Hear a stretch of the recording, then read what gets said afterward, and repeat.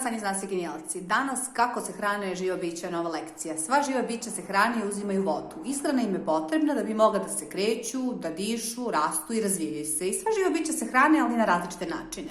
Neka sama stvaraju hranu, a druga koriste druga živa bića kao hranu. Živa bića koja sama stvaraju hranu jesu biljke. Sad, ja sam ovdje predstavila sliku paradajza. Sad, kako izgleda ova biljka i koji njeni delovi služe za stvaranje hrane? Pre svega, koren pričvršćuje biljku za zemljište, iz njega upija vodu i hranjive sastojke. Vidite, ovdje je koren.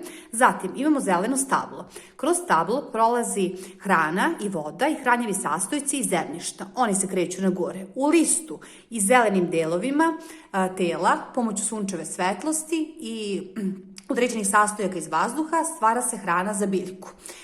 Šta je ovo plavo ovdje, donji deo, što sam je obeležila? Kada biljke stvaraju hranu, one oslobađaju kiseonik u okolinu, vodu ili vazduh. Sad, imamo podelu kako se životinje hrane. Životinje mogu da se hrane i biljkama i životinjama. Podela životinja prema načinu ishrane dele se na biljojede, mesojede i svaštojede. Ja sam ovdje predstavila slike. Biljojede, stavila sam sliku zeca, konja, mesojede, tu sam stavila lisicu i stavila sam vuka, zatim svaštojede. Stavila sam, kao što vidite, medveda, svinja, stavila sam i čoveka. Čovek isto pripada svaštojedima, ali o tome ćemo posle.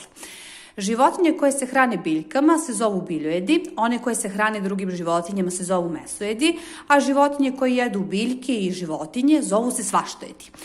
Čovek, kao što vidite, stavila sam sliku, se hrani i biljkama i životinjama i zato pripada svaštojedima.